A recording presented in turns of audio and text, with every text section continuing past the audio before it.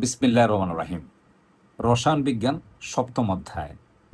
আজকের লেকচারে এই অধ্যায়ের 50% অর্থাৎ 7.4 থেকে 7.7 পর্যন্ত সমাপ্ত করব এবং পরবর্তী লেকচারে এই অধ্যায়টি সম্পূর্ণরূপে শেষ করব ইনশাআল্লাহ। আজকের লেকচারের প্রথম যে কোশ্চেনটা আলোচনা করব লা শাতিলিয়ে নীতি, যেটি অনেক শিক্ষার্থী কম বুঝে কিংবা মনে রাখতে পারে না।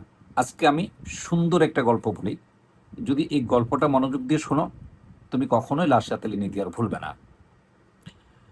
একজন মেধাবী শিক্ষার্থী যখন পরীক্ষার হলে যায় এবং তার হাতে যখন শিক্ষক প্রশ্ন দেয়, তখন প্রথমেই প্রশ্ন পড়ার পর তার ব্রেইনের বিক্রিয়া শুরু হয়,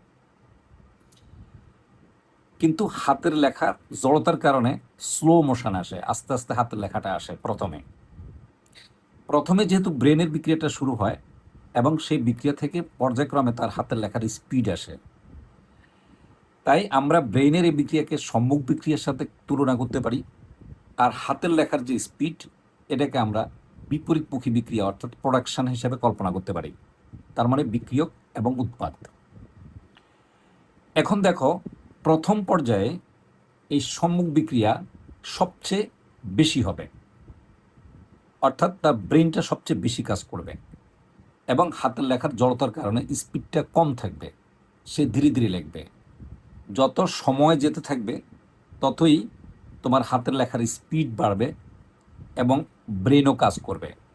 একটা পর্যায়ে এসে এই ব্রেনের ক্রিয়া আর হাতের লেখার স্পিডটা সমান হয়ে যাবে, তখন আমরা একে বলি সাম্য অবস্থা। অর্থাৎ ব্রেনের ক্রিয়া এবং হাতের লেখার স্পিড দুইটি সমান হয়ে গেল, এটাকে আমরা বলি সাম্য অবস্থা। অর্থাৎ একটা বিক্রিয়ার সাম্য অবস্থা চলে আসছে, দুইটাই সমানভাবে কাজ করতেছে। ঠিক এই মুহূর্তে যদি নিরীক্ষক বা যিনি গার্ড দিচ্ছেন, ইনভিজিলেটর, উনি যদি 10 মিনিটের জন্য এই ছেলেটার খাতাটা নিয়ে যায়, যে কোনো কারণেই হোক, তখন কিন্তু তার ব্রেইন এলোমেলো হয়ে যাবে এবং সে অকেজো হয়ে যাবে অনেকটাই, কিছু সময়ের জন্য। 10 মিনিট পরে যখন তার খাতাটা দিবে, তখন ব্রেইন ওয়ার্ক করবে কম, কিন্তু হাতের স্পিড থাকবে অনেক বেশি। কারণ 10 মিনিটে তার যে ক্ষতিটা হলো, সে ক্ষতিটা পুষিয়ে নেওয়ার জন্য সে হাতের লেখার স্পিড দিয়ে তার এই ক্ষতিটাকে সে পুষিয়ে নেবে, অর্থাৎ প্রশমিত করবে।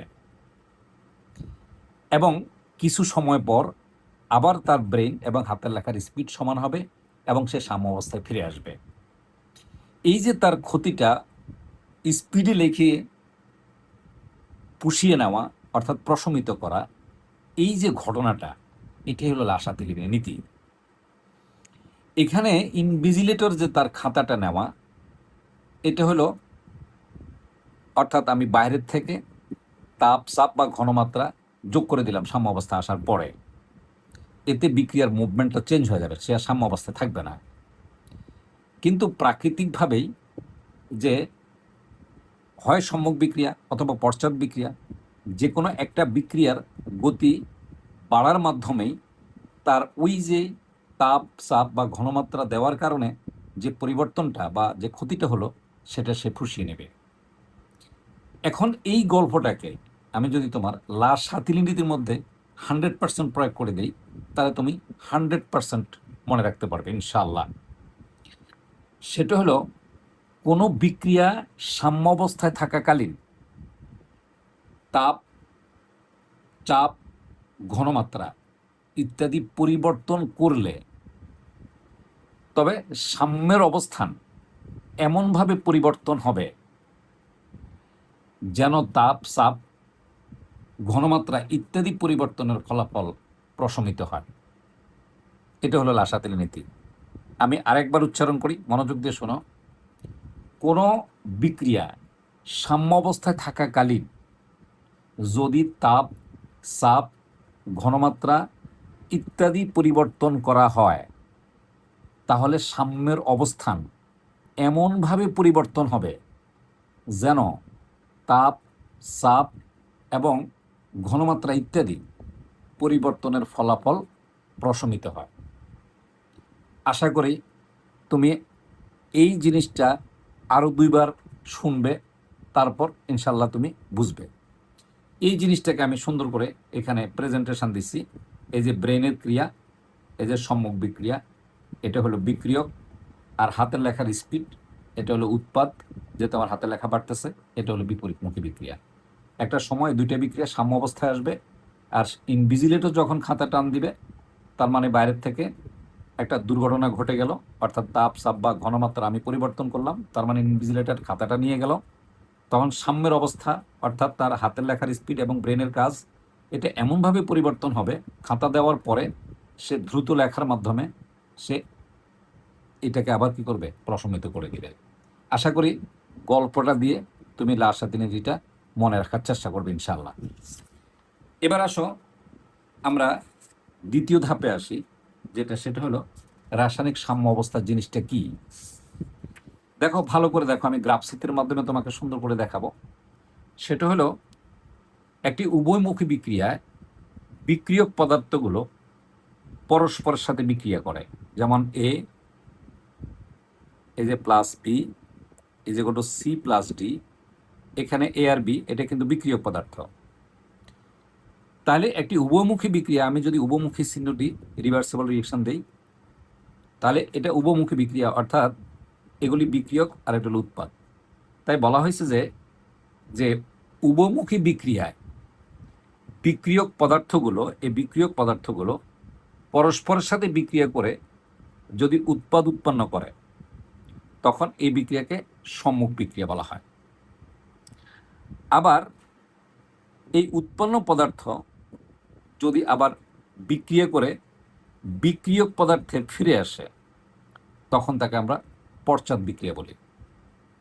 খুব ভালো করে খেয়াল করো, বিক্রিয়ার যখন শুরু হয় তখন সম্মুখ বিক্রিয়ার হারটা সবচেয়ে বেশি হয়। সময় যাওয়ার সাথে সাথে এই সম্মুখ বিক্রিয়ার হারটা ক্রমান্বয়ে কমতে থাকবে। কিন্তু এই যে পশ্চাৎ বিক্রিয়াটা, অর্থাৎ এই উৎপাদ পদার্থ ভেঙে আবার বিক্রিয়কে চলে আসা, এই পশ্চাৎ বিক্রিয়াটা আবার ক্রমান্বয়ে বাড়তে থাকবে। তাহলে কি দাঁড়ালো বলতো, এটা কমতেছে আর এটা বাড়তেছে। একটা সময় এসে এই বিক্রিয়ার হার আর এই বিক্রিয়ার হার, এই দুইটা বিক্রিয়ার হার কি হয়ে যাবে, সমান হয়ে যাবে। তখন এই যে অবস্থা বিক্রিয়ার, এই অবস্থাকে আমরা কি বলি, রাসায়নিক সাম্য অবস্থা বলি। এখন তুমি সংজ্ঞাটা কিভাবে বলবে, আমি খুব স্লোলি বলতেছি, তুমি সুন্দর করে লিখে নিবা, এবং আমার এই বলাটা এবং এই লেখাটা তোমার বেশি মনে থাকবে। একটি উভমুখী রাসায়নিক বিক্রিয়ার যে অবস্থায় উহার সম্মুখ বিক্রিয়ার বেগ বা হার এবং পশ্চাৎ বিক্রিয়ার বেগ বা হার সমান হয়, রাসায়নিক বিক্রিয়ার সেই অবস্থাকে রাসায়নিক সাম্য অবস্থা বলা হয়। এখন এই যে রাসায়নিক সাম্য অবস্থা আছে, এই রাসায়নিক সাম্য অবস্থাটাকে আমরা গ্রাফচিত্রের মাধ্যমে দেখাচ্ছি। দেখো, প্রথমে আমরা বলি এই বিক্রিয়ার হাত দিয়ে দেখাচ্ছি। দেখো, আমি কি বলছিলাম যে প্রথম দিকে এই যে সম্মুখ বিক্রিয়ার হারটা ক্রমান্বয়ে কমতে থাকবে। তাহলে দেখো, এই যে গ্রাফচিত্র, এই দেখো, এই যে কমতেছে, এই যে নিচে নামা মানে কমে যাওয়া, এই যে যত সময় যাচ্ছে দেখো বিক্রিয়ার হারটা কমতেছে, এই যে কমতেছে, এই যে তাহলে এই যে আমি দাগটা দিলাম বা গ্রাফটা আঁকলাম, এটা হলো সম্মুখ বিক্রিয়া। এই যে সম্মুখ বিক্রিয়া কি হলো, দেখো সময়ের সাথে সে নিচে নামতেছে, তার মানে কমতেছে। এবার দেখো, যখনই বিক্রিয়াটা শুরু হয় তখন এই পশ্চাৎ বিক্রিয়া কিন্তু তখন উৎপাদ উৎপন্ন হয়নি। উৎপাদ উৎপন্ন হওয়ার কিছু সময় পর তার ঘনমাত্রা বাড়তে থাকবে এবং তখনই বিক্রিয়াটা ভাঙা শুরু করবে। তাহলে একেবারে বিক্রিয়ার প্রারম্ভেই কিন্তু এই পশ্চাৎ বিক্রিয়াটা কিন্তু শূন্য, এই যে শূন্য। আর এই দেখো, এই সম্মুখ বিক্রিয়া কিন্তু সর্বোচ্চ রেটে আছে, আর দেখো পশ্চাৎ বিক্রিয়াটা শূন্য, কারণ তখন উৎপাদ উৎপন্নই হয় নাই, কিছুক্ষণ পরে উৎপন্ন হবে, তারপর ভাঙা শুরু করবে। তাহলে যেহেতু এটা শূন্য থেকে স্টার্ট হয়েছে, তাহলে দেখো এটা ক্রমান্বয়ে আস্তে আস্তে বাড়তেছে, এই যে দেখা যায় যে আস্তে আস্তে বাড়তেছে, এই যে বাড়তেছে। এই যে তার মানে এটা কি কি বুঝালাম, এই যে পশ্চাৎ বিক্রিয়া, এই যে বিক্রিয়ার হার, এটাও হার। দেখো এই যে এসে সমান হয়ে গেল, এই যে দুইটা বিক্রিয়ার হার যে সমান হয়ে যাওয়াটা, এইটাই হলো রাসায়নিক সাম্যাবস্থা। এবার আমরা আরেকটা গ্রাফ দেখাবো, সেটা হলো ঘনমাত্রা দিয়ে। তার মানে একটা বিক্রিয়া যখন স্টার্ট হয় তখন বিক্রিয়কগুলোর ঘনমাত্রা সর্বোচ্চ পরিমাণে থাকে, সর্বোচ্চ পরিমাণে থাকে। এই যে দেখো, এই যে এটা মনে করো সর্বোচ্চ, এটা সর্বোচ্চ পরিমাণে থাকে। সময় যাওয়ার সাথে সাথে যেহেতু এখান থেকে এই জিনিসটা ক্রিয়েট হচ্ছে, ফলে তার ঘনমাত্রাটা আস্তে আস্তে কমতে থাকবে। তাহলে দেখা আস্তে আস্তে কমতেছে, কমে কমে কমে কমে যে এভাবে গেল। খুব ভালো করে খেয়াল করবা। এরপরে স্টার্টিং পজিশনে অর্থাৎ বিক্রিয়ার প্রারম্ভে যে পশ্চাৎ যে বিক্রিয়ার অর্থাৎ যে সংগঠিত হবে, অর্থাৎ এই যে উৎপন্ন পদার্থটা সঞ্চিত হলো, সে সঞ্চিত পদার্থ যখন ভেঙে আবার বিক্রিয়ক পদার্থে চলে আসবে, তখন কিন্তু এই উৎপাদ পদার্থের ঘনমাত্রা আবার কমতে শুরু করবে।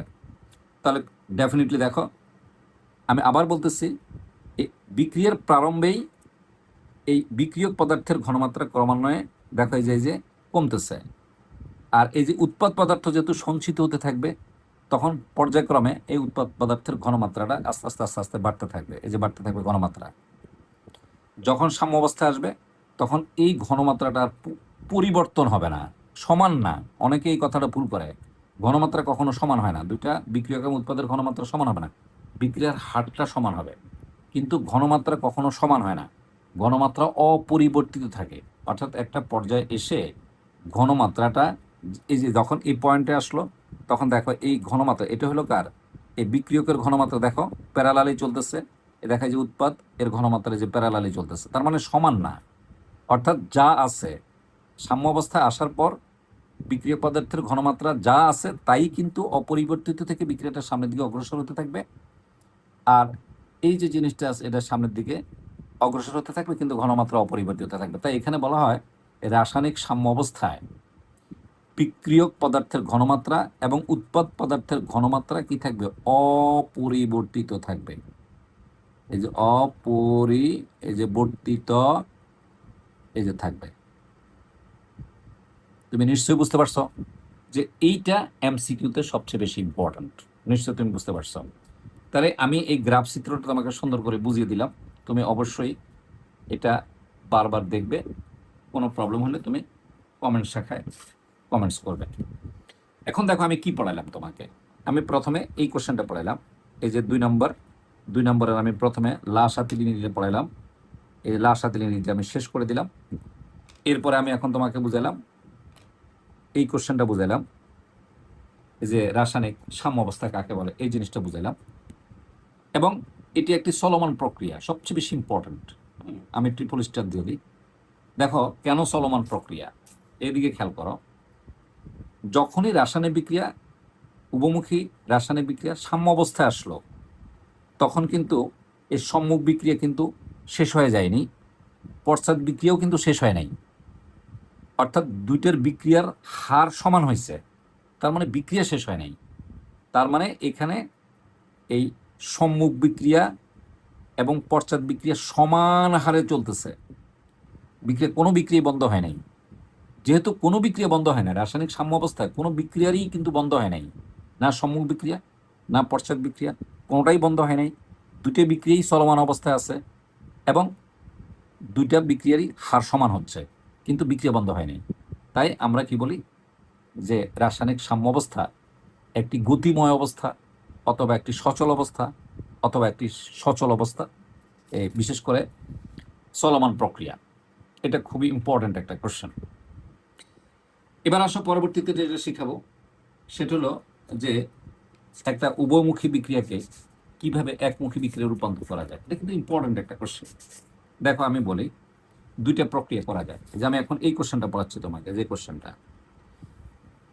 একটি উভমুখী বিক্রিয়াকে দুইটা পদ্ধতিতে একমুখী বিক্রিয়ায় রূপান্তর করা যায়।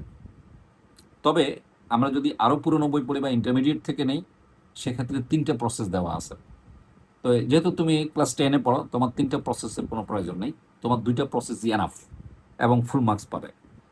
একটা হলো যে উভমুখী বিক্রিয়াকে একমুখীকরণ বিক্রিয়া, এই প্রথম প্রসেস, সেটা হলো এই যে বদ্ধ পাত্রের পরিবর্তে খোলা পাত্রে বিক্রিয়া সংগঠিত করে। খুব ভালো করে খেয়াল করো, যেমন চুনা পাথর ক্যালসিয়াম কার্বনেট, এটা সলিড অর্থাৎ কঠিন। যখন এই চুনা পাথরকে আমরা তাপ দেব তখন ক্যালসিয়াম অক্সাইড উৎপন্ন হবে, এটা সলিড, এবং আরও উৎপন্ন হবে কার্বন ডাইঅক্সাইড, এটা কিন্তু গ্যাসীয় পদার্থ, গ্যাস। এখন যদি আমি পাত্রটাকে বদ্ধ অবস্থায় রাখি, অর্থাৎ তার ঢাকনাটা বদ্ধ রাখি, তাহলে এই কার্বন ডাইঅক্সাইডটা বিক্রিয়া স্থল ত্যাগ করতে পারবে না, এটা থেকে যাবে, যেহেতু আমি পাত্রের ঢাকনা বদ্ধ করে রাখলাম। ফলে এই কার্বন ডাইঅক্সাইডটা এবং ক্যালসিয়াম অক্সাইডটা পাত্রে থেকে যাবে। থেকে যাওয়ার কারণে এই ক্যালসিয়াম অক্সাইড এবং কার্বন ডাইঅক্সাইডের একটা নির্দিষ্ট পরিমাণ সঞ্চিত হলে তার ঘনমাত্রাটা বাড়বে, এবং যখনই তার ঘনমাত্রা একটা নির্দিষ্ট পর্যায়ে আসবে বা বাড়বে, তখন এই দুইটা বিক্রিয়া করে আবার কিন্তু ক্যালসিয়াম কার্বনেট ক্রিয়েট করবে। যেমন এই যে ক্যালসিয়াম অক্সাইড, এই যে প্লাস কার্বন ডাইঅক্সাইড, এই যে যেগুলো এই যে ক্যালসিয়াম কি, এই যে কার্বনেট, দেখছো আবার কিন্তু সে আগের অবস্থায় চলে আসছে। তাহলে এখন এটাও কিন্তু এখন উভমুখী অবস্থা আছে। এই দেখো আমি রিভার্সেবল সাইন দিলাম। কিন্তু যদি আমি এই পাত্রটার ঢাকনাটা খুলে দিই, যে খোলা পাত্র যদি করে দিই, তাহলে দেখো এখানে আর এই উভমুখী চিহ্নটা নেই, এখন একমুখী হয়ে গেছে। কেন? এই দেখো আমি অ্যারো চিহ্ন দিয়ে বুঝাইলাম যে এই ঢাকনা খোলার সাথে সাথেই এই কার্বন ডাইঅক্সাইডটা, গ্যাসটা কিন্তু পাত্র থেকে চলে গেছে। চলে যাওয়ার কারণে শুধুমাত্র পাত্রের মধ্যে কি ক্যালসিয়াম অক্সাইড আছে। যদি শুধু ক্যালসিয়াম অক্সাইড থাকে তাহলে তো এই ক্যালসিয়াম অক্সাইড থেকে আবার কার্বন ডাইঅক্সাইড ছাড়া ক্যালসিয়াম কার্বনেটকে ফিরে আসা সম্ভব না। তাহলে বিক্রিয়াটা কী হয়ে গেল? একমুখী হয়ে গেল। তাই হেডলাইন হবে বদ্ধ পাত্রের পরিবর্তে খোলা পাত্রের বিক্রিয়া সংগঠিত করে। এটা হলো প্রথম প্রসেস। এবার হলো দ্বিতীয় প্রসেস, যে প্রিটিসিপিটেশন অর্থাৎ অদক্ষেপ সৃষ্টির মাধ্যমে আমরা করতে পারি। যেমন সিলভার নাইট্রেট, এটা জলীয় দ্রবণ, অর্থাৎ এটা পানিতে দ্রবীভূত অবস্থায় আছে। সোডিয়াম ক্লোরাইড অ্যাকোয়াস, যেটা পানিতে দ্রবীভূত অবস্থা আছে। এখন এই দুইটা দ্রবণকে যখন আমি একসাথে মিক্সড করব, তখন দেখো এই সিলভার ক্লোরাইড উৎপন্ন হবে, অর্থাৎ ক্রিয়েট হবে বা প্রোডাক্ট হবে, আর সোডিয়াম নাইট্রেট প্রোডাক্ট হবে। এই যে সোডিয়াম নাইট্রেটটা দেখো, এটা পজিটিভ, এটা এটা নেগেটিভ, এটা পজিটিভ, এটা নেগেটিভ। তাহলে এই পজিটিভ যাবে নেগেটিভের কাছে, এই যে সিলভার ক্লোরাইড, আর এই পজিটিভ যাবে নেগেটিভের কাছে, তাহলে কি হবে? Sodium nitrate. এই সোডিয়াম নাইট্রেটটা আবার পানিতে দ্রবীভূত অবস্থায় থাকবে। কিন্তু সিলভার ক্লোরাইড যেটা আছে, এটা সলিড অর্থাৎ কঠিন, ফলে এটা পানিতে দ্রবীভূত হবে না, পানিতে অদ্রবণীয়। উৎপন্ন হওয়ার সাথে সাথে যেহেতু এটা পানিতে অদ্রবণীয় এবং এটা সাদা অদক্ষেপ সৃষ্টি করে, দধির মতো সাদা, এই সাদা অদক্ষেপ সৃষ্টি করে, ফলে এই জিনিসটা পাত্রের নিচে পড়ে যাবে। তাহলে এই সিলভার ক্লোরাইডটা যদি পাত্রের নিচে পড়ে যায়, তাহলে ডেফিনেটলি কিন্তু পাত্রে শুধু এই পানির মধ্যে কে থাকবে? প্রোডাক্টের এই সোডিয়াম নাইট্রেট থাকবে। তাহলে তো এই দুইটা বিক্রিয়া করে আবার এদিকে ব্যাক করা সম্ভব না, কারণ এটা তো পাত্রের নিচে সঞ্চিত হয়ে গেল বা পাত্রের নিচে তলানি পড়ে গেল। তাহলে ডেফিনেটলি এটা আর কোনোভাবেই সম্ভব না। তাহলে এই বিক্রিয়াটা কীভাবে একমুখী বিক্রিয়া রূপান্তরিত হবে? আশা করি তুমি বুঝতে পারছো যে উভমুখী বিক্রিয়াকে কিভাবে একমুখী বিক্রিয়া রূপান্তর করা যায়।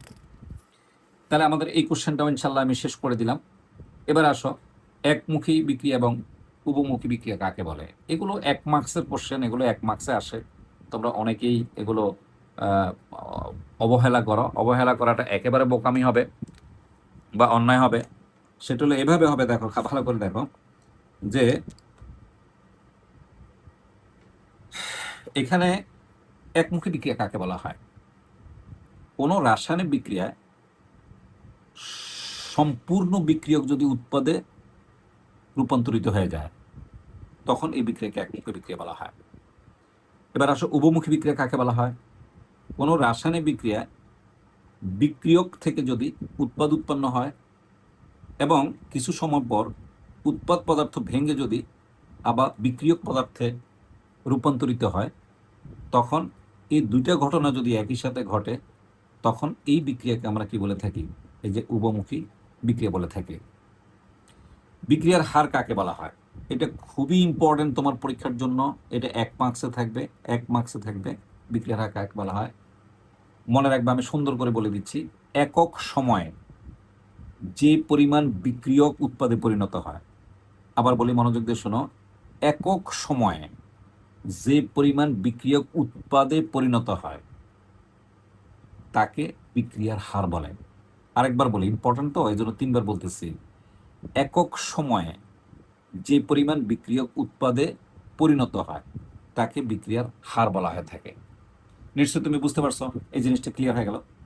এরপর আমরা চলে আসি যেটা সবচেয়ে বেশি ইম্পর্টেন্ট এবং ম্যাক্সিমাম পরীক্ষায় পাওয়া যায়। নাইট্রোজেন এবং হাইড্রোজেন বিক্রিয়া করে অ্যামোনিয়া উৎপন্ন করে এবং এটা তাপোৎপাদী বিক্রিয়া। এই বিক্রিয়ায় লা শাতিলিনিয়ের নীতির প্রয়োগ, যেটা সবচেয়ে বেশি ইম্পর্টেন্ট কোশ্চেন। আমি তোমাকে খুবই সুন্দরভাবে বুঝিয়ে দিচ্ছি, ভালোভাবে মনোযোগ দিয়ে শোনো, তুমি অনেক ভালো বুঝবে। আমি একেবারে একেবারে পরিষ্কার করে দিচ্ছি, 100% পরিষ্কার করে দিচ্ছি। এখানে একটা জিনিস খেয়াল করে দেখো, আমি আবার নিয়ে আসলাম। এই যে নাইট্রোজেন, এলো হাইড্রোজেন, দেখো এখানে +92 কিলো জুল আছে, তাহলে এটা তাপোৎপাদী বিক্রিয়া, ডেফিনেটলি এটা তাপোৎপাদী বিক্রিয়া। এখন যে এই যে তাপোৎপাদী বিক্রিয়াটা আছে, যে কোনো তাপোৎপাদী বিক্রিয়ার ক্ষেত্রে কি ঘটনাটা ঘটে আমি বলি, যে এই বিক্রিয়ায় এই যে সম্মুখ যে অংশটা আছে, যে সম্মুখ বিক্রিয়াটা, এটা তাপোৎপাদী বিক্রিয়া। এই সম্মুখ বিক্রিয়াটি তাপোৎপাদী বিক্রিয়া হয়। আর এটা ভেঙে যখন আবার, এই যে অ্যারো এদিকে আছে, এটা ভেঙে যখন আবার এদিকে আসবে পশ্চাৎ বিক্রিয়া, এটা তাপারি বিক্রিয়া। মনে রাখবে, তাপোৎপাদী বিক্রিয়ার ক্ষেত্রে সম্মুখ বিক্রিয়া তাপোৎপাদী হয় এবং পশ্চাৎ বিক্রিয়াটা তাপারি বিক্রিয়া হয়। কি বুঝতে পারছো না? আরেকবার বুঝাই দেব। আচ্ছা, আরেকবার বুঝাই দিচ্ছে যে তাপোৎপাদী বিক্রিয়ার ক্ষেত্রে এই সম্মুখ বিক্রিয়াটা তাপোৎপাদী বিক্রিয়া হয় এবং পশ্চাৎ বিক্রিয়াটা তাপারি বিক্রিয়া হয়। এবার আমি তোমাকে ব্যাখ্যাটা কীভাবে লিখবে, তোমার বই অনেক সুন্দর লিখছে, তুমি বইটা ফলো করবা এবং তোমার বইয়ের বিশেষ করে 163 নম্বর যে পেজটা আছে, সে 163 নম্বর পেজের মধ্যে তুমি খুব সুন্দর বিবরণটা পাবা, অনেক ভালো লাগছে।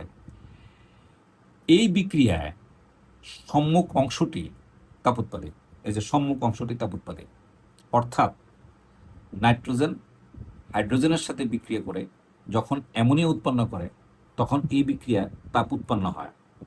প্রথম পার্ট শেষ। দ্বিতীয় পার্ট, এই বিক্রিয়ার যে পশ্চাৎ যে বিক্রিয়াটা আছে, এই পশ্চাৎ বিক্রিয়াটা তাপারি বিক্রিয়া, অর্থাৎ অ্যামোনিয়া ভেঙে যখন আবার নাইট্রোজেন এবং হাইড্রোজেনে পরিণত হয় তখন তাপের শোষণ ঘটে। নিশ্চয় তুমি বুঝতে পারছো। এখন লা শাতিল নীতির প্রয়োগটা কি হবে? লা শাতিল নীতি অনুসারে যদি আমরা এই বিক্রিয়া তাপ প্রয়োগ করি, তো তাপ প্রয়োগের কারণে সাম্য অবস্থার যে পরিবর্তন হবে, অর্থাৎ তাপের যে বৃদ্ধি ঘটবে, তার ফলাফলকে প্রশমিত করতে হবে। এটা হলো অরিজিনাল নীতি, যে আমি যখনই এখানে এই বিক্রিয়াটা যখন সাম্য অবস্থায় আসবে, ওই মুহূর্তে যদি আমি কোনোভাবে এখানে তাপ দিয়ে দিই, তখন এই বিক্রিয়ার তাপ বৃদ্ধিজনিত একটা ফলাফল আসবে। সেই ফলাফলটা কি আসবে? সেই ফলাফলটা আসবে, যেহেতু এটা তাপোৎপাদী বিক্রিয়া, আমি আরও তাপ দিলাম, ফলে এই বিক্রিয়াটার হার বেড়ে যাবে। কিছুক্ষণ আগে কিন্তু সাম্য অবস্থায় এইটা আর এই বিক্রিয়ার হারটা সমান ছিল। যখনই সাম্য অবস্থা আসলো তখনই আমি বাইরের থেকে আবার তাপ প্রয়োগ করলাম, তখন আমার সম্মুখ বিক্রিয়ার হারটা বেড়ে যাবে।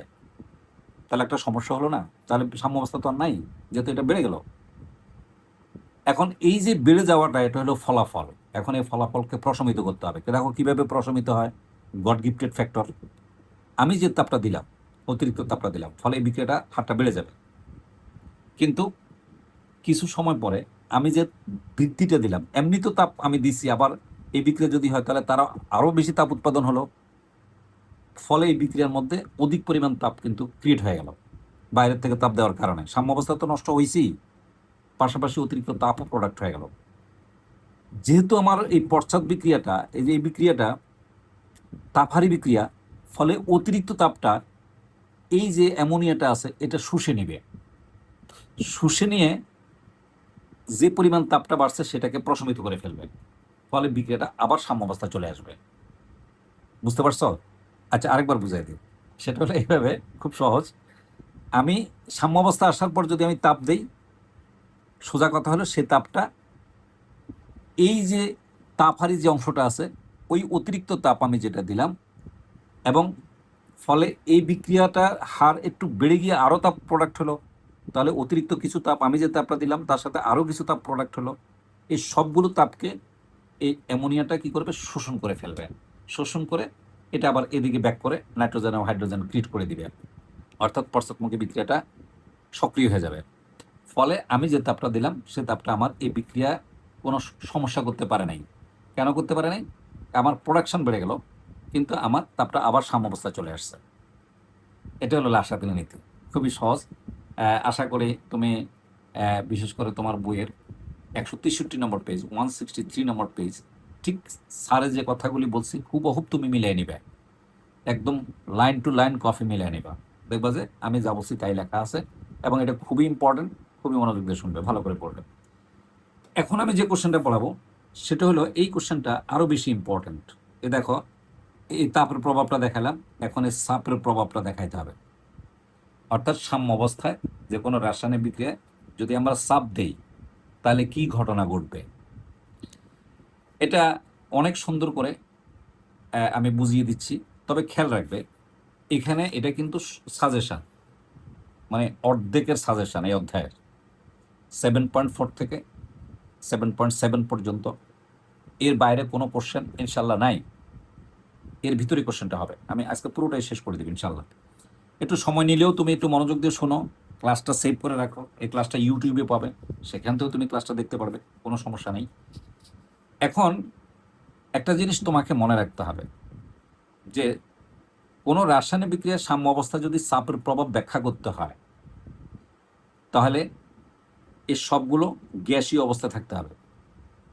এই যে গ্যাসীয় অবস্থা থাকতে হবে মাস্ট।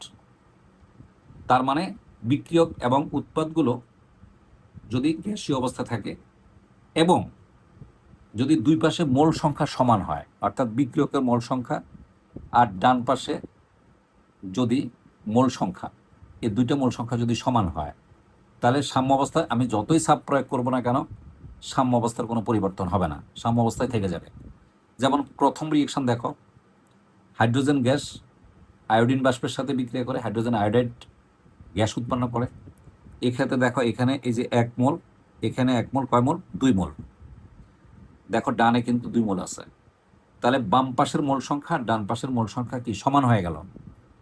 তাহলে এই বিক্রিয়াটা যখন সাম্য অবস্থায় আসবে, তখন যদি আমি চাপ প্রয়োগ করি, তাহলে সাম্য অবস্থার কোনো পরিবর্তন হবে না, অর্থাৎ সাম্য অবস্থা ডান দিকেও যাবে না, বাম দিকেও যাবে না। মানে অর্থাৎ সমবিক্রিয়াটা বেড়ে যাওয়াকে বলা হয় ডান দিক, আর পশ্চাৎ বিক্রিয়াটা বেড়ে যাওয়াকে বলা হয় বাম দিক। তার মানে এই বিক্রিয়াটা ডানেও যাবে না, বামেও যাবে না, অর্থাৎ সাম্য অবস্থা বজায় থাকবে। কিন্তু যদি এই বিক্রিয়কে মোল সংখ্যা যদি বেশি হয় এবং উৎপাদে যদি মোল সংখ্যা কম হয়, তাহলে এই সম্মুখ বিক্রিয়াটা বেড়ে যাবে। সাম্য অবস্থায় অতিরিক্ত চাপ দেওয়ার সাথে সাথেই সম্মুখ বিক্রিয়াটা বেড়ে যাবে, অর্থাৎ উৎপাদনটা বেড়ে যাবে। তার মানে খেয়াল করে দেখো, এই যে দেখো এখানে 1 মোল আর এখানে কয় মোল? 3 মোল। 3 আর 1 কত? 4। তাহলে বামে 4 মোল, ডানে 2 মোল। তাহলে ডেফিনেটলি সাম্য অবস্থায় চাপ দেওয়ার সাথে সাথেই এই দুইটার বিক্রিয়াটা বেড়ে যাবে, অর্থাৎ সম্মুখ বিক্রিয়া বেড়ে যাবে, অর্থাৎ বিক্রিয়াটা ডান দিকে সরে যাবে, অর্থাৎ উৎপাদন বেড়ে যাবে। এবার আসো অপোজিট ঘটনা। যদি দেখো এই যে ফসফরাস পেন্টাক্লোরাইড যেটা আছে, যদি আমরা এখানে 1 মোল আছে, এখানে কিন্তু ডানে দেখো 2 মোল আছে, তার মানে আমার বিক্রিয়কে মোল সংখ্যাটা কম এবং উৎপাদে কিন্তু মোল সংখ্যা আমার বেশি। 1 যোগ করলে কত? 1 যোগ 1 সমান সমান 2, আর এখানে হলো 1। তাহলে বিক্রিয়কে কম এবং উৎপাদে বেশি। ফলে এই বিক্রিয়াটা যদি সাম্য অবস্থায় আসে এবং যদি আমি চাপ প্রয়োগ করি, তাহলে বিক্রিয়াটা এই যে বিপরীত দিকে অগ্রসর হবে, অর্থাৎ বাম দিকে হেলে যাবে, অর্থাৎ এই প্রোডাকশনগুলো বিক্রিয়া করে আবার পেন্টাক্লোরাইডে পরিণত হবে। তার মানে চাপ দিলেই এটার পরিমাণটা বেড়ে যাবে, এগুলির পরিমাণটা কমে যাবে। এই যে দেখো চাপের প্রভাবটা আমি ব্যাখ্যা করে দিলাম, এবং এটা আমি সুন্দর নোট দিয়ে দিব তোমাদের। হ্যাঁ, এটার পিডিএফ কপি আমি আমার এই পেজে পোস্ট করে দেব ইনশাল্লাহ। এই সবগুলো নোট আমার হাতের লেখা নোট আছে, এই নোটটা আমি তোমাকে আমি নোটটা দিয়েও ক্লাসটা নিতে পারতাম এর আগে যেভাবে নিয়েছিলাম, কিন্তু আমি দেখলাম যে না, এটা একটু বোঝানোর ব্যাপার আছে, নোট ধরাচ্ছে একটু সুন্দর করে বুঝাই দিই, পরে যদি আমি নোটটা পিডিএফ দিয়ে দিই তখন তোমার ভালো লাগবে। নিশ্চয়ই আমার এই কোশ্চেনটাও শেষ। তাহলে দেখো এই কোশ্চেনটাও শেষ, এর তাপের প্রভাবও শেষ, চাপের প্রভাবও শেষ। আর এই বিক্রিয়ার ক্ষেত্রে আমরা বুঝাইছি যে এখানে আমরা দেখাইছি ভালো করে, একটু ভালো করে দেখো, এই যে এখানে অ্যামোনিয়ার ক্ষেত্রে দেখাইছি যে এই যে সাম্য অবস্থা যদি আমরা চাপ প্রয়োগ করি তাহলে বিক্রিয়াটা সামনের দিকে সরে যাবে। এই শুধু এই বিক্রিয়ার হিসাব করলে এক লেখা শুধু এই লেখাটাই আসবে। আর যদি কোনো বিক্রিয়া না দিয়ে নর্মালি বলে সাম্য অবস্থার উপর চাপের প্রভাব ব্যাখ্যা করো, তখন তোমাকে 3টা বিক্রিয়া দিয়ে বুঝাইতে হবে, নাহলে তোমাকে ফুল মার্কস পাবে না। 3 মার্কসের কোশ্চেনটা আসে, অর্থাৎ সৃজনশীলের গতে থাকে। তাহলে দেখো এই পার্টটা আমার শেষ, আলহামদুলিল্লাহ।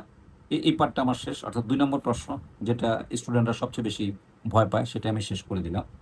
এখন আমরা চলে আসি সেটা হলো প্রথম কোশ্চেন, ইম্পর্টেন্ট কোশ্চেন। এই যে প্রথম কোশ্চেন, মরিচা কি, কিভাবে সৃষ্টি হয়, সমীকরণ সহ লেখো। মরিচা কি এই সংজ্ঞাটা তোমার বইতে স্পষ্টভাবে নাই, তাই আমি সংজ্ঞাটা পিডিএফে তো তুমি কপি পাবেই, তারপর আমি তোমাকে মুখে খুব স্লো মোশনে বলে দিচ্ছি, তুমি শুনে যদি পারো একটু লিখে নিও। লোহর তৈরি জিনিসপত্রকে দীর্ঘ সময় আর্দ্র বাতাসে রেখে দিলে এর উপর জাজরা জাতীয় লালচে বাদামি বনের আবরণ সৃষ্টি হয়, একে মরিচা বলা হয়। আমি আরেকবার বলতেছি যেন তোমার ভালো লাগে। লোহর তৈরি জিনিসপত্রকে আর্দ্র বাতাসে দীর্ঘ সময় রেখে দিলে এর উপর লালচে বাদামি বর্ণের একটা আবরণ সৃষ্টি হয়, একে মরিচা বলা হয়। এবার হলো মরিচাটা কিভাবে সৃষ্টি হয়।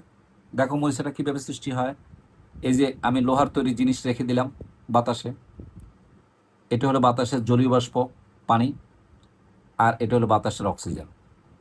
এই যে জলীয় বাষ্প আর এই অক্সিজেন, এই দুজন মিলে এই লোহাকে আক্রমণ করবে, অর্থাৎ বিক্রিয়া করবে। বিক্রিয়া করে দেখো ফেরিক হাইড্রোক্সাইড উৎপন্ন করবে। এই ফেরিক হাইড্রোক্সাইডটা পরবর্তীতে রিফর্মেট হয়ে, অর্থাৎ গড গিফটেডভাবে এটা ফরমেট হয়ে এটা ভেঙে গিয়ে দেখো এই ফেরিক অক্সাইড ইন্টু এন অনু পানি উৎপন্ন করে। এই জন্য এরও দেওয়া হয়েছে, কারণ এখানে আসলে এন দিয়ে মরিচা বোঝানো হয়, অর্থাৎ পানির সংখ্যাটা ক্লিয়ার না। এই এনের মানটা যত বেশি হবে মরিচাটা তত বেশি জঘন্য হবে, খারাপ হবে, দ্রুত লোহাটা ক্ষয় হয়ে যাবে। তার মানে এই যে মরিচাটা আছে, এই মরিচাটা হলো জাজরা জাতীয়। জাজরা বুঝো কিনা, ওই যে ছিদ্র ছিদ্র ছিদ্র ছিদ্র যুক্ত হয়, এটাকে জাজরা বলা হয়। যেহেতু এটা ঝাঁঝরা যুক্ত হয়, ফলে এক টুকরা লোহা যদি আমি রেখে দিই, তখন এই প্রলেপটা এই উপরে জাজরাযুক্ত সৃষ্টি হয়।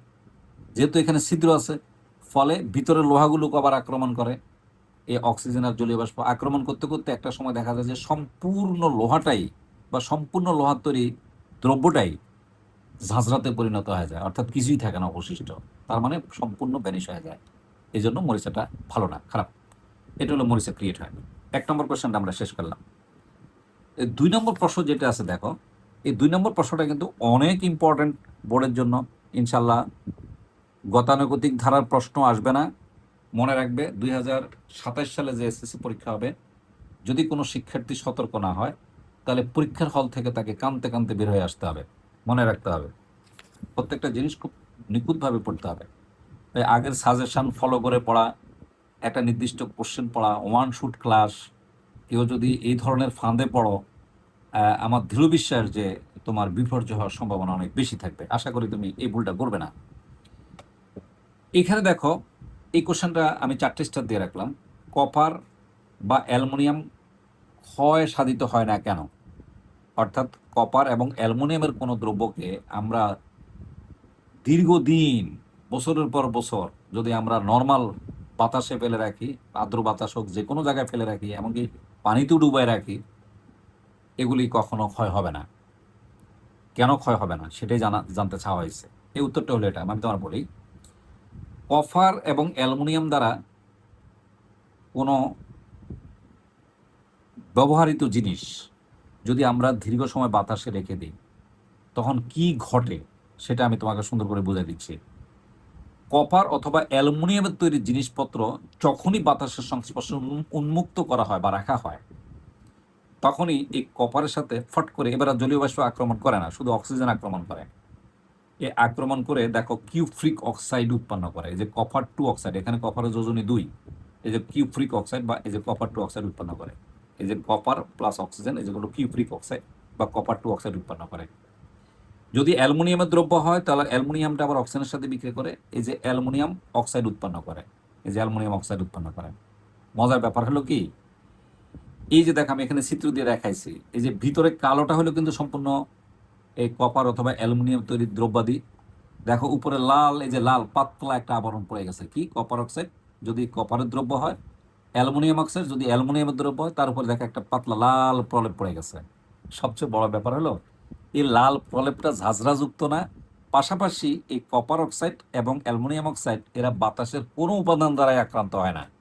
না অক্সিজেন দ্বারা আক্রান্ত হয়, না জলীয় বাষ্প দ্বারা আক্রান্ত হয়, না পানি দ্বারা আক্রান্ত হয়, কিছু দ্বারাই তারা আক্রান্ত হয় না এই পাতলা পর্দাটা, এই পাতলা আবরণটা।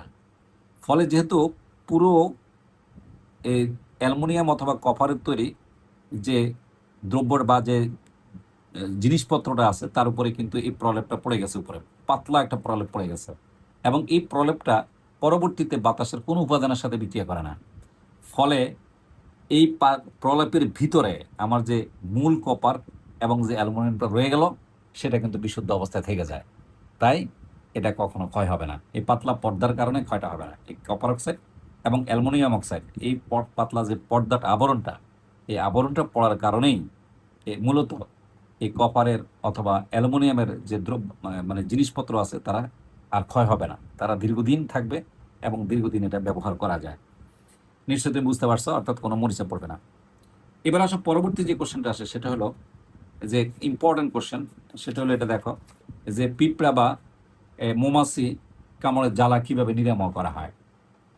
এটা খুবই ইম্পর্টেন্ট একটা প্রশ্ন। সেটা হলো যে মৌমাছি অথবা পিঁপড়া এদের লালা, যে লালাটা আছে যেটাকে আমরা হুল বলি, হুল, এই যে হুল বলা হয়, যখন হুল ফুটায় তখন তাদের এই হুলের মধ্য দিয়ে, অর্থাৎ চিকন একটা সুর যখন এটা শরীরের ভিতরে ঢুকায় দেয়, তখনই তাদের ভিতর থেকে একটা রাসায়নিক পদার্থ যেটা হলো এই যে ফর্মিক অ্যাসিড তোমার শরীরে ঢুকে যায়।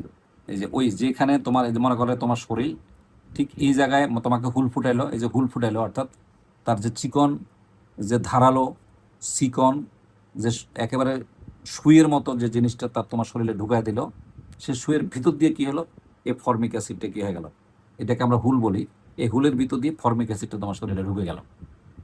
যেহেতু এটা অ্যাসিড, তাহলে এই যে তোমার শরীরের এই জায়গাটা কিন্তু জ্বালা যন্ত্রণা করবে। যেহেতু অ্যাসিড, অ্যাসিড শরীরে লাগলে তো জ্বলবেই, অজস্র যন্ত্রণা করবে, খারাপ লাগবে, আর ব্লাডে মিশলে তো আরও সমস্যা হবে। ফলে এই জায়গাটা জ্বালা যন্ত্রণা করে। যেহেতু এটা অ্যাসিড, তাহলে যদি তুমি এখানে চুন লাগায় দাও, এই যে ক্ষার জাতীয় পদার্থ লাগায় দাও চুন, অথবা তুমি মধুও দিতে পারো, মধু কিন্তু ক্ষার, তো বিশেষ করে চুন ব্যবহার করা হয়। তো এই যে চুন যদি তুমি এই ক্ষত জায়গার মধ্যে যদি এই চুনটা লাগায় দাও, এই যে চুনটা লাগায় দাও, তখন এই চুনটা কিন্তু ক্ষার জাতীয় পদার্থ, এই যে ক্ষার। দেখো এই মৌমাছি বা পিঁপড়ার যে লালা আছে অথবা হুলের মধ্য দিয়ে যে রাসায়নিক পদার্থ তার শরীরে ঢুকলো সেটা হলো ফর্মিক অ্যাসিড। সেই ফর্মিক অ্যাসিডটা দেখো তুমি যে চুনটা লাগাই দিছো ওই ক্ষত জায়গার মধ্যে, এই যে ক্ষত চুন লাগাই দিছো, তখন এই চুনটা যে ক্ষার জাতীয় পদার্থ, তাহলে এটা অ্যাসিড আর ক্ষার এ বিক্রিয়া করে লবণ আর পানি উৎপন্ন করবে। ফলে অ্যাসিডটা প্রশমিত হয়ে যাবে, তার মানে তুমি সুস্থ হয়ে যাবে, এখানে জ্বালা যন্ত্রণা বন্ধ হয়ে যাবে। তার মানে আমি বিক্রিয়াটাও দিয়ে দিচ্ছি, দেখো এই যে ফর্মিক অ্যাসিড, এটা যেটাকে মিথানোইক অ্যাসিড বলা হয়, আর এই যে কিউফ্রিক অক্সাইড, এখানে কপারের যোজনী 2 ব্যবহার করা হয়েছে। ফলে দেখো এই যে কফার ফরমেট, এই যে কফার ফরমেট ক্লিয়ার হলো আর পানি তৈরি হলো, ফলে তোমার জ্বালা যন্ত্রণা বন্ধ হয়ে গেল। তোমার বইতে এই রিয়েকশনটা নাই, তাই আমি এই যে রিয়েকশনগুলো দিলাম, এই রিয়েকশনগুলো দিলে তোমার সবচেয়ে বেশি নাম্বার আসবে। এই রিয়েকশনটা তোমার বইতে আছে, এই রিয়েকশনটা তোমার বইতে নাই, কিন্তু এই রিয়েকশনটা তোমার দিতে হবে, তাহলে ভালো মার্কস আসবে। যে রিয়েকশন না দিলে তোমার নাম্বার কমে যাবে। এগুলো 2 মার্কসের কোশ্চেন, রিয়েকশন না দিলে 1 মার্কস পাবে, রিয়েকশন দিলে তুমি 2 মার্কস পাবে। এখানেও তোমার যদি এই রিয়েকশনটা ঠিক আমি যেভাবে দিছি, তুমি এটার স্ক্রিনশট নিতে পারো, অথবা তুমি দীর্ঘ সময় ভিডিওটা দেখে তুমি এটা নোট করে নিতে পারো। এই বিক্রিয়া তোমাকে দেওয়াই লাগবে, এই বিক্রিয়াটা দিলে তুমি 2 পাবা। আর যদি এই বিক্রিয়াটা না দিয়ে শুধু বাংলায় বলে দাও, বইয়ে বইয়ে যেভাবে লেখা আছে সেভাবে লেখা দাও, তাহলে তুমি 1 মার্কস পাবে। দেখো তোমার 1 মার্কস কমে গেল, এ প্লাসটা মিস হয়ে যেতে পারে। সো প্রত্যেকটা নাম্বারে কিন্তু মূল্যবান, প্রত্যেকটা নাম্বার অত্যন্ত মূল্যবান। এরপরে যে কোশ্চেনটা আছে সেটা হলো, এটা তোমরা প্রথম অধ্যায়েও পড়ছো, অ্যান্টাসিড কি এবং কিভাবে সেবন করা হয়। এটা খুবই সহজ, আমি মুখে বলে দিই যে সেটা হলো ম্যাগনেসিয়াম হাইড্রোক্সাইড অথবা অ্যালুমিনিয়াম হাইড্রোক্সাইডের, এই যে ম্যাগনেসিয়াম হাইড্রোক্সাইড অথবা অ্যালুমিনিয়াম হাইড্রোক্সাইডের সাসপেনশন বা ট্যাবলেট, সাসপেনশন বা ট্যাবলেট। আবারও বলি, সাসপেনশন বা ট্যাবলেট, এটাকে আমরা কি বলি? অ্যান্টাসিড বলি। আবার বলতেছি, ম্যাগনেসিয়াম হাইড্রোক্সাইড এবং অ্যালুমিনিয়াম হাইড্রোক্সাইডের সাসপেনশন তো বুঝো, ওই যে লিকুইড এভাবে ঝাঁকানি দিলে যে ইয়ে হয়ে যায়, মানে গলে যায়, এটা সাসপেনশন অথবা ট্যাবলেট, এটাকে আমরা অ্যান্টাসিড বলি। এখন কেন সেবন করা হয়? এই যে কেন সেবন করা হয়, এটা খুব শর্টকাটলি আমি বলে দিচ্ছি। এই দুটো রিয়েকশন তোমার বইতে নাই। রিয়েকশন তোমাকে মাস্ট দিতে হবে। রিয়েকশন না দিলে তোমার 1 মার্কস কাটা যাবে। এগুলো 2 মার্কসে থাকে। তুমি যদি রিয়েকশন সহ দাও তাহলে 2 মার্কস পাবে, আর যদি রিয়েকশনটা না দাও তাহলে তুমি 1 মার্কস পাবে। অবশ্যই তোমাকে রিয়েকশন দিতে হবে। সেটা হলো, আমাদের পাকস্থলীতে যে গ্রন্থি থাকে, এই পাকস্থলীর গ্রন্থি থেকে, দ্যাট মিনস মনে করো এটা আমাদের পাকস্থলী, এই যে এটা পাকস্থলী, এই পাকস্থলীর যে অনেক ক্ষুদ্র ক্ষুদ্র ছিদ্র থাকে, গড গিফটেড, আল্লাহর সৃষ্টি, এই গ্রন্থিগুলো থেকে প্রতিনিয়ত তোমার এই HCl বের হয়। এই যে HClটা বের হয়, হাইড্রোক্লোরিক অ্যাসিড বের হয়। আমরা যখনই কোনো খাবার খাই তখন এই খাদ্যকে এই হাইড্রোক্লোরিক অ্যাসিড কী করে, তাদের সাথে বিক্রিয়া করে ওটাকে গলায় ফেলে। তার মানে যদি এই আমাদের যে পাকস্থলীর গ্রন্থি থেকে যে হাইড্রোক্লোরিক অ্যাসিডটা বের হচ্ছে, এখন যদি তুমি খাবার নিয়মিত না খাও, নির্দিষ্ট সময় খাবারটা না খাও, অথবা যদি তুমি ডাল জাতীয় অর্থাৎ অ্যাসিড, যেগুলি অ্যাসিড ক্রিয়েট করে, অ্যাসিডিক ফুড, এই অ্যাসিডিক ফুড যদি তুমি বেশি খাও, তখন এমনি অ্যাসিড বের হচ্ছে, আবার অ্যাসিডিক ফুড খাচ্ছ, অথবা তুমি খাবার খাচ্ছ না, তখন এই অ্যাসিডগুলো এই দেওয়ালের মধ্যে, যেহেতু সে হজম করার জন্য কোনো জিনিস পাচ্ছে না, তখন সে দেওয়ালে আস্তে আস্তে সঞ্চিত হয়, এই হাইড্রোক্লোরিকের দেওয়ালে সঞ্চিত হয়। সঞ্চিত হয়ে সে দেওয়ালের সাথে বিক্রিয়া করে, করে এখানে ক্ষত সৃষ্টি করে, এরকম ক্ষত, দেওয়ালের ক্ষত সৃষ্টি করে, এখান থেকে আলসার অথবা ক্যান্সার হয়ে যেতে পারে। এই ক্ষত হওয়া সৃষ্টির কারণে তোমার পেটে প্রচণ্ড ব্যথা হবে, এবং যেহেতু এটা গ্যাস, হাইড্রোক্লোরিক অ্যাসিড, তখন এখান দিয়ে এই যে আসবে, এবং এই যে তোমার যে থ্রট আছে, গলা, এই গলার মধ্যে তোমার জ্বালা যন্ত্রণা করবে। এটাকে আমরা অ্যাসিডিটি বলি অথবা গ্যাস্ট্রিক বলি। এটা মারাত্মক কষ্ট এবং খুব খারাপ জিনিস। এটাকে আমরা অ্যাসিডিটি বলি। যখনই তোমার এই এই ঘটনাটা ঘটে তোমার পাকস্থলীতে, তখন তুমি কি করবা? এই যে এই ক্ষার জাতীয় পদার্থ, এই যে অ্যান্টাসিডটা খেয়ে ফেলবে। খেয়ে ফেলার সাথে সাথে এই অ্যান্টাসিডটা এসে এই অ্যাসিডের সাথে বিক্রিয়া করবে, হাইড্রোক্লোরিক অ্যাসিডের সাথে বিক্রিয়া করবে, সঞ্চিত সঞ্চিত হাইড্রোক্লোরিক অ্যাসিডের সাথে বিক্রিয়া করবে। এই যে বিক্রিয়া করবে, এই যে বিক্রিয়া করে দেখো, এই অ্যাসিডকে দেখো, এই অ্যাসিডকে সে লবণ আর পানিতে পরিণত করে দিচ্ছে, তার মানে প্রশমিত করে দিচ্ছে। দেখো, লবণ আর পানিতে পরিণত করে দিচ্ছে, ফলে অ্যাসিডটা প্রশমিত হয়ে গেছে। তার মানে কমপ্লিটলি তোমার এই যে ক্ষতিটা হলো, সে ক্ষতিটা আর হবে না। এটা খাওয়ার সাথে সাথে এই ক্ষতিটা হবে না। তবে অতিরিক্ত অ্যান্টাসিড খাওয়াটা কিন্তু আবার বেশি ক্ষতিকর, কারণ এই অ্যান্টাসিডগুলো, অর্থাৎ এই যৌগগুলো কিন্তু আবার এই গ্রন্থি থেকে হাইড্রোক্লোরিক অ্যাসিড উৎপাদনটা অনেক সময় কমায় দেয়। এই জন্য ডাক্তারি পরামর্শ ছাড়া গ্যাস্ট্রিক ওষুধ না খাওয়াই ভালো। কিন্তু আমরা খাই, আমরা তো বাংলাদেশের মানুষ তো মুড়ির মতো অ্যান্টাসিড খায়, মানে পেটে ব্যথা হলেও খায়, জ্বালা যন্ত্রণা করলে খায়, কিন্তু আসলে ডাক্তারের পরামর্শ নিয়ে খাওয়া উচিত। তো এই জন্যই কিন্তু, অর্থাৎ পাকস্থলীতে সৃষ্ট অতিরিক্ত অ্যাসিডকে প্রশমিত করার জন্য অ্যান্টাসিড সেবন করা হয়, তারপর দুটো বিক্রিয়া দিয়ে দেবে। এরপরে যেটা আছে সেটা হলো খুবই সহজ কোশ্চেন, সেটা হলো গ্যালভানাইজিং কাকে বলা হয়? কোনো ধাতুর উপরে যদি আমরা বিশেষ করে ইয়ার প্রলেপ দিই, ধাতুর উপরে যদি আমরা জিঙ্কের প্রলেপ দিই, তখন তাকে বলা হয় গ্যালভানাইজিং। এবং যদি আমরা টিনের প্রলেপ দিই, তখন তাকে বলা হয় টিন প্ল্যাটিং। আর ইলেকট্রোপ্ল্যাটিং হলো তড়িৎ বিশ্লেষণ পদ্ধতিতে এক ধাতুর উপর অন্য ধাতুর প্রলেপ দেওয়ার প্রক্রিয়াকে ইলেকট্রোপ্ল্যাটিং বলা হয়। আমরা বেশি সময় নষ্ট করবো, এগুলো সহজ। বর্ষাকালে বাড়ির ছাদ বা বাড়ির আঙ্গিনা পিচ্ছিল হয় কেন? কারণ বাড়ির ছাদ এবং আঙ্গিনা এগুলো কিন্তু ক্ষারকীয় পদার্থ। যখনই বৃষ্টি নামে তখন এই ক্ষারকগুলো ক্ষারে পরিণত হয়, তার মানে পিচ্ছিল হয়ে যায়। ক্ষার জাতীয় পদার্থ কিন্তু পিচ্ছিল, তাই এই আঙ্গিনাগুলো পিচ্ছিল হয়ে যায়, ক্ষারের কারণে পিচ্ছিল হয়ে যায়। তাহলে তুমি কি করবা? বালু ছিটিয়ে দাও, বালু অ্যাসিড, অ্যাসিডিক পদার্থ বালু সিলিগিয়া। ফলে যখনই তুমি এই বালু ছিটিয়ে দিবা, তখন এই ক্ষারের সাথে এই বালু যেটা আছে সেটা অ্যাসিডিক, সে অ্যাসিড বিক্রিয়া করে প্রশমিত করে ফেলে, ফলে আর পিচ্ছিলতা থাকে না। খুব বেশি ইম্পর্টেন্ট না। সেলাই বা সেলাই করার সুইচকে নারিকেল তেলের ভিতরে রাখা হয় কেন? এটা খুবই সুন্দর। সেটা হলো যে আমরা যে সেলাই করার সুই ব্যবহার করি, এটা কিন্তু লোহার তৈরি। আমরা কিছুক্ষণ আগে বলছি এখানে কিন্তু মরিচা পড়বে, ঠিক না? এটা মরিচা পড়বে। এই মরিচের হাত থেকে রক্ষা করার জন্য এটাকে তেলের ভিতর রাখা হয়। কেন রাখা হয়? কারণ তেলের ভিতরে পানিও নাই, জলীয় বাষ্প নাই, এবং তেলের ভিতরে অক্সিজেনও নাই।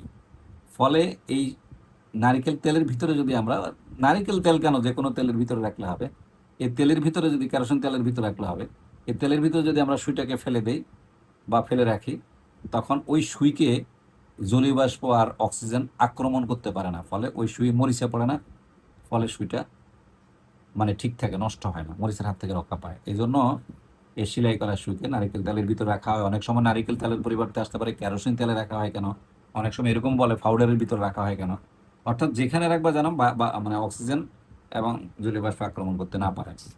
তার মানে দেখো আমার যে 7 পয়েন্ট, বিশেষ করে এই যে 4 থেকে যে 7.7 যে অনুচ্ছেদটা আছে, তার সবগুলি কোশ্চেন চলে আসছে এখানে।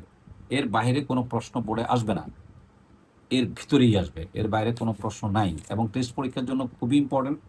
আশা করি তুমি খুবই মনোযোগ দিয়ে এটা একটা সাজেশন আমি এখানে লিখে দিয়েছি, টেস্ট পরীক্ষার সাজেশন, এই কোশ্চেনগুলো অবশ্যই পড়বে। এটা হলো অর্ধেক ক্লাস, আর একটা ক্লাস হলে কিন্তু আমার শেষ। পরবর্তীতে আমরা দেখি ঘতে কি আসে। এই দেখো গাণিতিক সমস্যাগুলো ইম্পর্টেন্ট, এটা যে এখানে দেওয়া আছে, এই যে ফেরাস প্লাস কপার সালফেট, এখানে এক্স প্রোডাক্ট দেওয়া আছে। তো বলছে এক্স এর জারণ, এই যে এক্স এর জারণ সংখ্যা বের করা, এই যে এক্স এর ভিতরে যে কেন্দ্রীয় মৌল আছে তার জারণ সংখ্যা বের করতে বলছে। দুই রকম একই রকম বিক্রিয়া, এটাও একই রকম, এটাও একই রকম, এটাও একই রকম। এই 5টা থেকে একটা অঙ্ক তোমাদের টেস্ট পরীক্ষায় আসবে ইনশাল্লাহ। তা আমি করে দিচ্ছি, 5টাই করে দিচ্ছি, তোমার টেনশন করার কোনো কারণ নাই। এই যে প্রথমটা করে দিই, যে প্রথমটা, এই যে রিয়েকশন, এই যে ফেরাস, এই যে প্লাস কপার সালফেট, এখানে এক্স। দেখো এই ফেরাসটা কিন্তু কপারকে প্রতিস্থাপিত করে এই যে ফেরাস সালফেট উৎপন্ন করবে। তো এখানে কেন্দ্রীয় মৌল সালফার, এই সালফারের জারণ সংখ্যা বের করতে বলছে। তাহলে আমরা ধরি সালফারের জারণ সংখ্যা এক্স, আর এখানে আয়রনের জারণ সংখ্যা +2, এই যে +2, আর এখানে অক্সিজেনের জারণ সংখ্যা -2। যেহেতু এটা নিরপেক্ষ যৌগ, তোমরা পারো, এই জন্য আমি খুব স্পিডে যাইতেছি, কারণ তুমি ক্লাস 9-এ না, তুমি পরীক্ষার্থী, তাহলে এটা খুবই সহজ। এটা একটা নিরপেক্ষ যৌগ, তাহলে সবগুলো এর ভিতরে যে সবগুলো পরমাণু আছে তাদের জারণ সংখ্যার যোগফল কিন্তু 0 হবে। তাহলে আয়রনের পরমাণু একটা আছে, তাহলে +2, সালফারের পরমাণু একটা আছে, তাহলে +x, অক্সিজেনের পরমাণু 4টা আছে, তাহলে -2 × 4, যেহেতু 4টা আছে, একটার জন্য -2, এই 4টার জন্য 4 দিয়ে গুণ করতে হবে। এরপরে এখানে কি আছে, 2 + x - 8, তার মানে x + 6, x - 6 = 0, তার মানে x +6, তার মানে সালফারের জারণ সংখ্যা +6। এবার হলো 2 নম্বর যেটা আছে, ম্যাগনেসিয়াম প্লাস সালফিউরিক অ্যাসিড, এখানে এ প্রোডাক্ট দিছে, তাহলে ম্যাগনেসিয়াম অক্সাইড, দেখো এই সালফিউরিক অ্যাসিডের সাথে কি করে ম্যাগনেসিয়াম সালফেট উৎপন্ন করে। এবার আমি শর্টকাট শেখাচ্ছি তোমার এমসিকিউর জন্য, তুমি সিকিউ এভাবে লিখবে, সবগুলো এভাবেই করবে, এখানে এভাবে করবে। তাহলে আমি যদি এভাবে করতে দিয়ে যাই, আমি তো একটা নিয়ম দেখাই দিচ্ছি, বাকিগুলো আমি শর্টকাট শিখাই দিচ্ছি, যেন তুমি এমসিকিউ পারো। তো এখানে কি ম্যাগনেসিয়াম হলো +2, এ অক্সিজেন হলো যদি -2 হয়, তাহলে 4 × 2 = -8।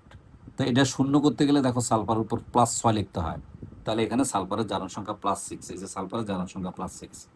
সোডিয়াম প্লাস সালফিউরিক অ্যাসিড হলো সোডিয়াম সালফার প্লাস হাইড্রোজেন।